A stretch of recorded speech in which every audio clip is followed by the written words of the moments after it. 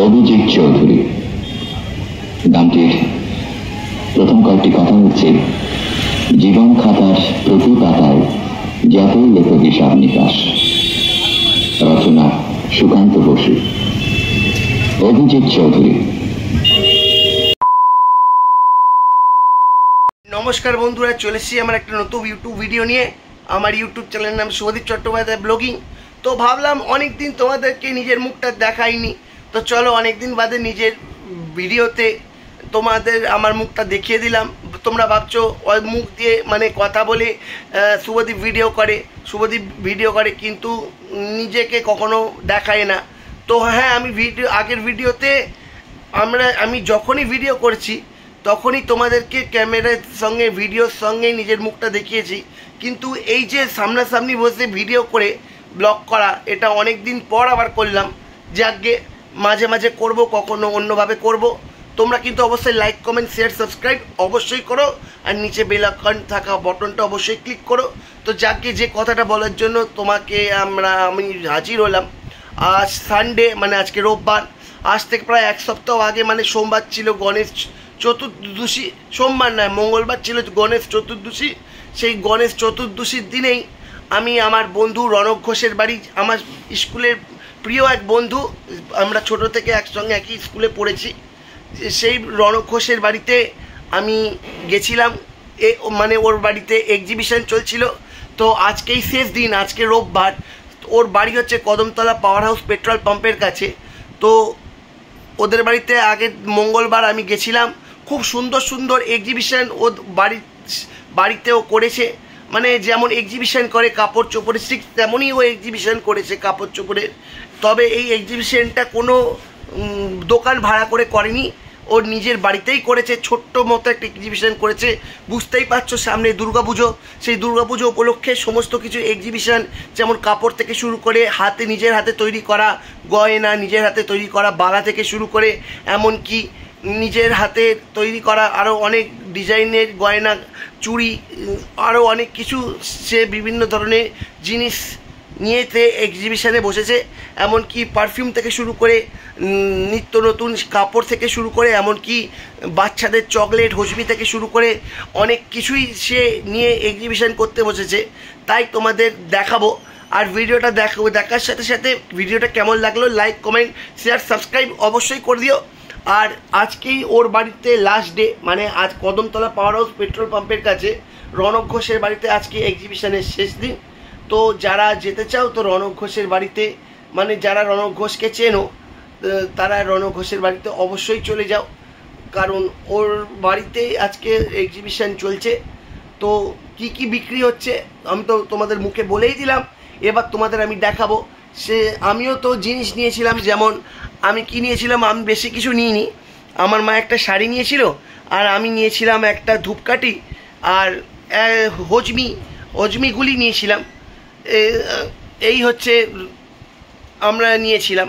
তো ভিডিওটা দেখার সাথে সাথে লাইক, কমেন্ট, সাবস্ক্রাইব অবশ্যই করো, আর বেল আইকন থাকে বেল আইকনটি অবশ্যই ক্লিক করো। তাই তোমাদের বেশি কথা বলছি না, চলো ভিডিওটা শুরু করা যাক।